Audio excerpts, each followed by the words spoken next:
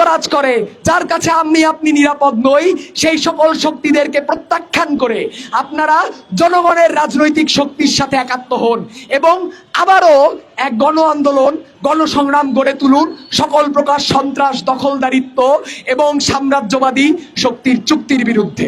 সবাইকে ধন্যবাদ।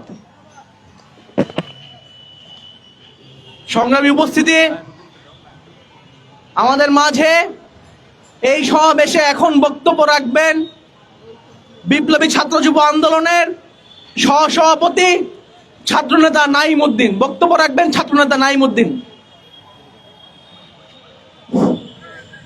উপস্থিত সংগ্রামী বন্ধুগণ এবং আশেপাশ থেকে যারা শুনছেন, সবাইকে বিপ্লবী ছাত্র যুব আন্দোলন এবং গণতান্ত্রিক ছাত্র জোটের পক্ষ থেকে বিপ্লবী অভিনন্দন। সংগ্রামী বন্ধুগণ, বক্তব্যের শুরুতে এই মিছিলের আগে একটা ঘটনা ঘটছে, যেটা নিয়ে 30 সেকেন্ড কথা বলতেই হয়। আমরা এরকম দেখি, যখন আমরা মিছিল নিয়ে যাই, ছাত্রদল, ছাত্র শিবির বা এর আগে যখন ছাত্রলীগ ছিল, তারা ভুয়া ভুয়া স্লোগান দিত।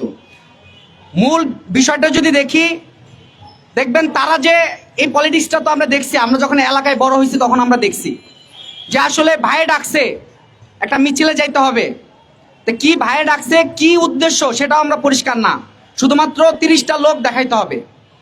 তো তারা আসতো, আমরা যখন 9-10-এ পড়তাম তখন দেখতাম যে সিঙ্গারা এবং চমচার লোভে তারা যাইতো, এখন হয়তো কিছু টাকা পয়সা দেয়।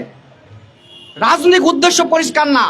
আপনি যদি জিজ্ঞেস করেন তারা যদি ছাত্রদলের হয়, ছাত্রদলের গঠনতন্ত্র তারা কেউ পড়ছে কিনা সেটাও আপনারা জানবেন না।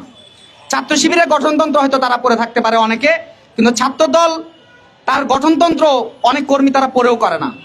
এটা হলো মুখ্য আলোচনা নয়। আজকের যে আন্দোলনের বিষয়বস্তু, যে আমরা বলেছি জুলাই অভ্যুত্থানের যে দ্বিতীয় বার্ষিকী যে আজকে, সেটার